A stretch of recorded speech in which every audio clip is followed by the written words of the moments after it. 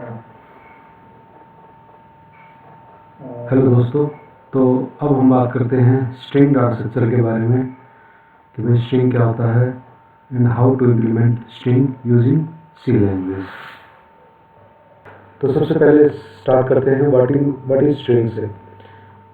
String is a sequence of character treated as group. For example आप यहाँ पे देख सकते हो कि भाई स्ट्रिंग क्या होता है। String is a sequence of character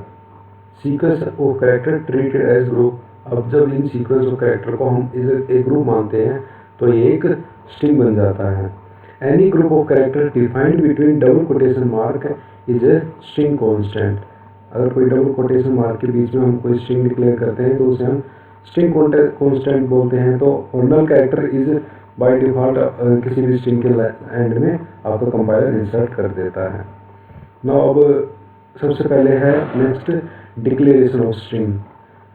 हम स्ट्रिंग को डिक्लेयर कैसे करेंगे? तो नंबर ऑफ टाइप्स हैं डिक्लेयर करने के। सबसे पहले तो हम सिंटैक्स देखते हैं कि भाई स्ट्रिंग को डिक्लेयर करने का सिंटैक्स क्या है।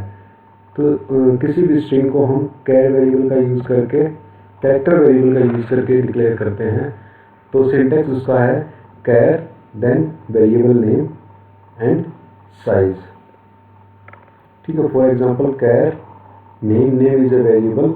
अब ये वेरिएबल क्या है? ये एक एरे है, एरे ऑफ कैरेक्टर को ही हम स्ट्रिंग बोलते हैं।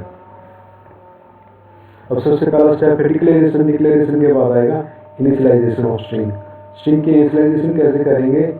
स्ट्रिंग की इनिशियलाइज करने के भी अलग अलग तरीके हैं। सपोज करो we are declaring using the pointer variable and here we are declaring using the array. If we are using pointer variable, address of this string will be passed to this variable. Okay, because pointer variable store the address.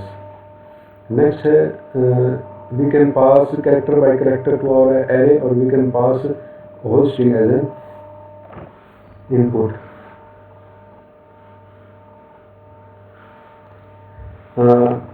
Every character like in array, every character have its own position and their position will be indicated like that. If the array name is world, then H is the first character, E is the second character, L is the third character, and so on.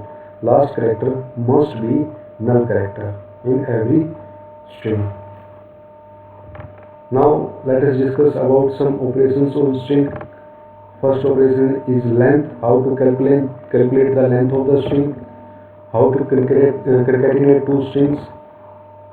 We must compare two strings, copy the string and substring. और इन सभी operations के लिए pre defined functions आपके सी compiler के string header library के अंदर होते हैं। string.h के अंदर all the pre defined function.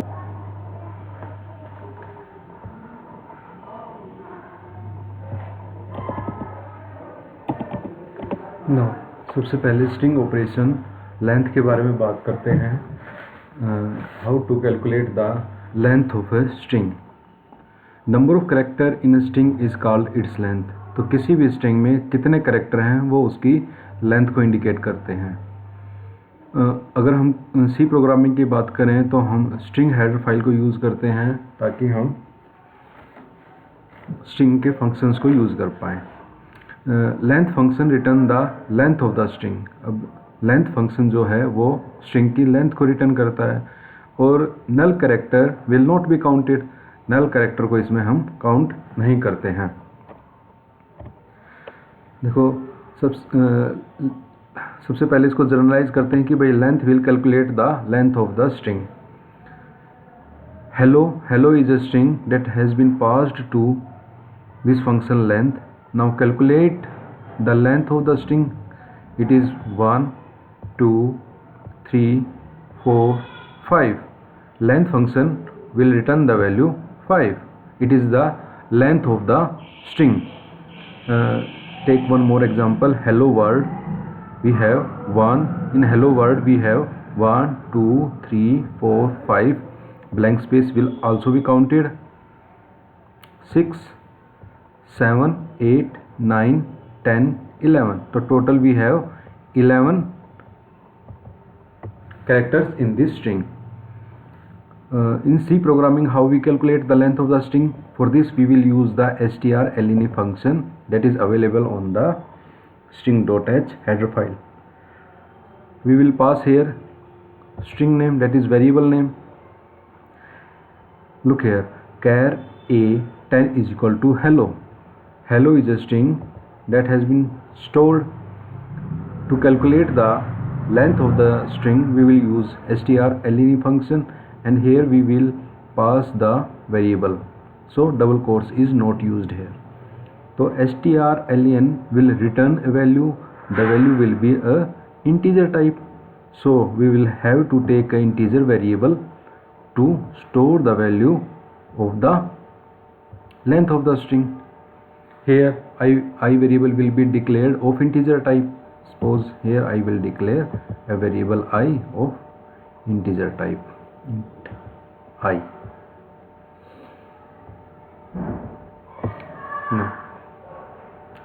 Now let us try to execute this program.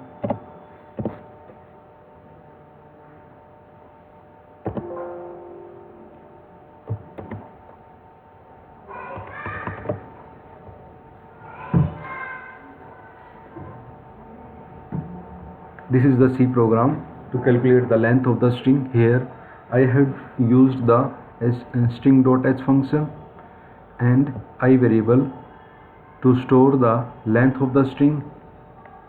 Hello world. Hello world is a string whose length is to be counted. Let me remove the space in between them. Okay, I is equal to strlen a. This is the string length function that will calculate the length of the string. Printf function is used to print the value of the integer I that has the length of the string. Now let me execute first this function. After execution we will get the result 10. Yes, there are no blank space, so we will get the result 10. Let me insert the blank space here. Now execute this function. It will return a value 11. Now blank space is counted. Now write a C program to calculate the length of the string. For this I will include here hash include stdio.h function has already been included. String.h function. Okay, char a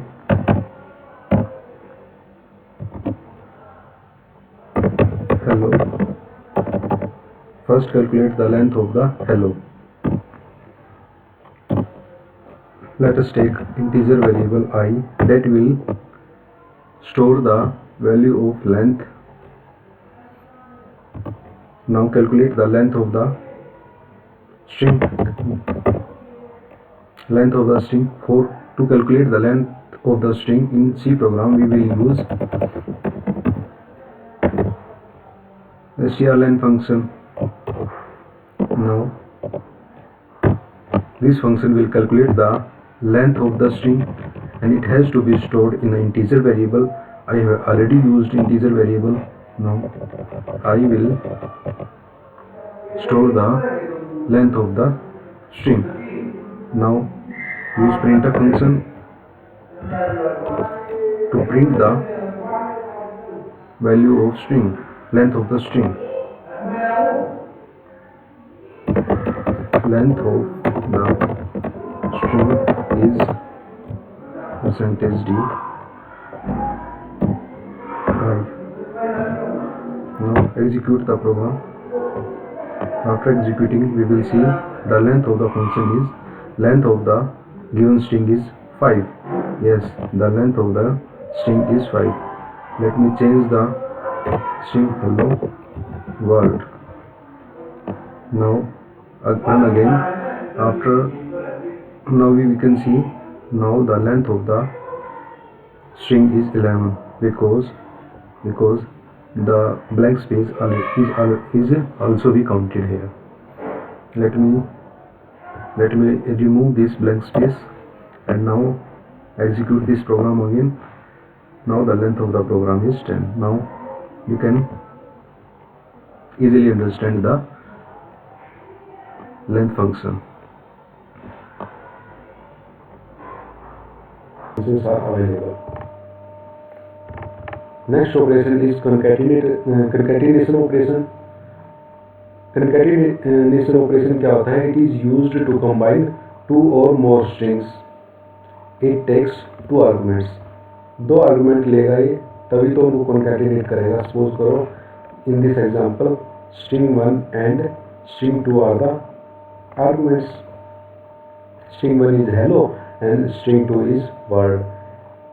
String 1 and string 2 are concatenated and the output we will get hello world. Built-in function जो आपके C program के अंदर है वो strcat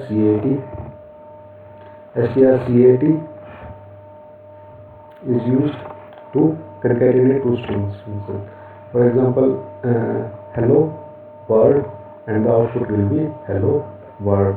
अब देखो इसको हम इम्प्लीमेंट करके देखते हैं सी प्रोग्रामिंग के लैंग्वेज में.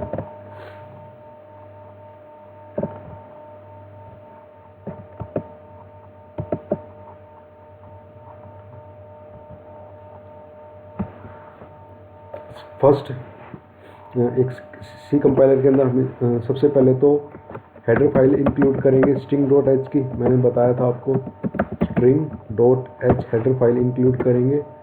नेक्स्ट है care declare array of string 1 str1.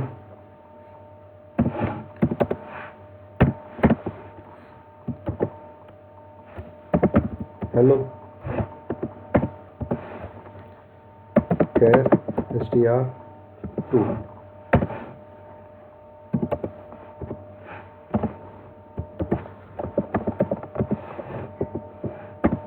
Not. अब हम क्या करते हैं, सबसे पहले हम प्रिंट कराते हैं भाई स्ट्रिंग वन की क्या वैल्यू है. उसके लिए हम पुट्स फंक्शन का यूज़ करते हैं, ये आप सभी को पता है. str1 को सबसे पहले मैंने स्ट्रिंग 1 को प्रिंट करा लिया. नेक्स्ट है strcat is the function that is used to concatenate two strings. String कौन कौन सी है? str1 एंड str2 दोनों आर्गुमेंट हमने पास कर दिए. ओके. अब देखो क्या होगा, स्ट्रिंग 2 के कंटेंट और स्ट्रिंग 1 के कंटेंट आपस में कंकैटिनेट हो जाएंगे.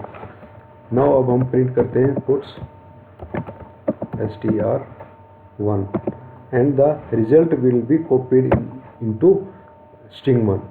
जो स्ट्रिंग 1 और स्ट्रिंग 2 के कंकैटिनेशन के बाद जो रिजल्ट है वो आपके स्ट्रिंग 1 के अंदर कॉपी हो जाएगा, स्ट्रिंग 1 वेरिएबल के str1 वेरिएबल के अंदर. अब देखो इस प्रोग्राम को हम कंपाइल करते हैं, यहाँ पे रन करते हैं.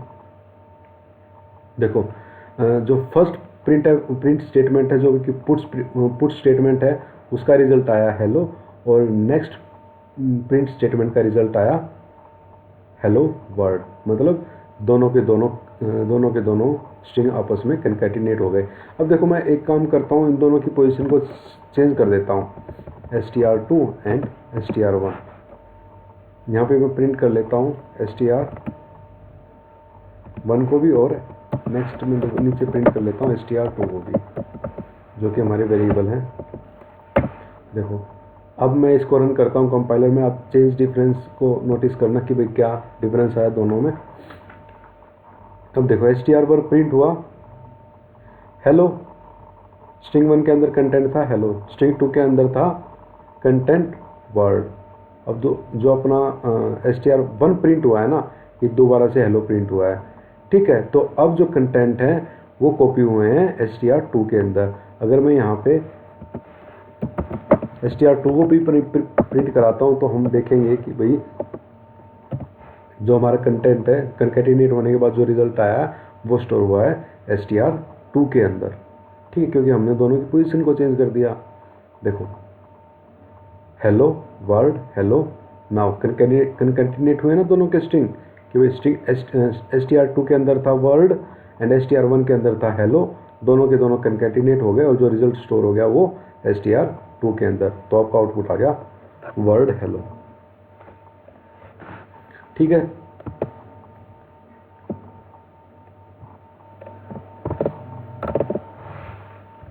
ऐसे ही अब नेक्स्ट आपका स्ट्रिंग ऑपरेशन है कॉपी। कॉपी के अंदर आप how to copy the content of one string into another string. तो कॉपी ऑपरेशन के अंदर क्या होता है, it copies one string to another. strcopy function available in the C library. उसके लिए strcopy फंक्शन आपकी सी लाइब्रेरी के अंदर अवेलेबल है। यहाँ पे वही कॉपी का फंक्शन और दो आर्गुमेंट पास के स्ट्रिंग 1 और स्ट्रिंग 2। स्ट्रिंग 1 के अंदर है हेलो, स्ट्रिंग 2 के अंदर है word. Content of str2 will be copied into str1. Now the result of str1 will be word. तो कॉपी ऑपरेशन को भी आप सी प्रोग्रामिंग के अंदर इम्प्लीमेंट कर सकते हो बड़ी आसानी से। अभी नेक्स्ट ऑपरेशन की बात करते हैं जो कि है string operation compare. How do we compare two strings. तो दो स्ट्रिंग को कंपेयर करने के लिए सबसे पहला स्टेप है कि it takes two strings as argument के तौर पे दो स्ट्रिंग का इस्तेमाल किया जाए क्योंकि हमें दो स्ट्रिंग को कंपेयर करना है। It compares these two strings lexicographically. अब लेक्सिकोग्राफिकली मतलब जो अल्फाबेट में पहले आएगा अल्फाबेट की सीक्वेंस में वो आपका कैरेक्टर बड़ा होगा और जो छोटा होगा जो बाद में आएगा वो कैरेक्टर बड़ा होगा। देखो it returns N integer value based on the comparison of string. अब दोनों स्ट्रिंग के कंपैरिजन के बाद वो इंटीजर वैल्यू को रिटर्न करता है। अब देखो उसके लिए कुछ कंडीशन है। अगर स्ट्रिंग 1 छोटा है स्ट्रिंग 2 से, if string 1 is smaller than string 2 then the result will be negative. Suppose करो आपका रिजल्ट आता है -5। This means this value is less than 0, it means string 1 is less than string 2। If both the string are equal your output will be 0। मतलब जो the value return by this function will be 0। If the value is greater than 0, then the result will be positive. Greater than 0, it means string 1 is greater than string 2. Suppose here ABCD and ABQD are compared.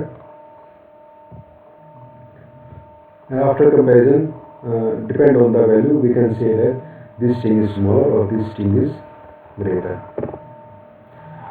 तो next string operation है substring. Access a substring from a given string. It has three arguments. First argument is name of the string. We will have to give the name of the string. Next is position of the first character of substring. Length of the string. Suppose करो ये string है हमारे पास, इसमें से मुझे कोई सब string निकाल के लेके आनी है तो मुझे 3 आर्गुमेंट देने पड़ेंगे। सबसे पहला आर्गुमेंट होगा आपका name of the string. Okay, next is first character of the सब स्ट्रिंग। अब देखो इसके अंदर से ये सब स्ट्रिंग निकालनी है MPUTER। तो M की क्या पोजीशन है, M की पोजीशन है 3। तो 3 will be the first character of the substring. 3 should be the first character of the string. तो I have give this argument as 3 and next 6 character 1 2 3 4 5 6 will be part of substring। तो आपका output आ जाएगा MPUTER। तो ये इसका syntax है string, position और length. ठीक है, तो ये था सबस्ट्रिंग। Thank you.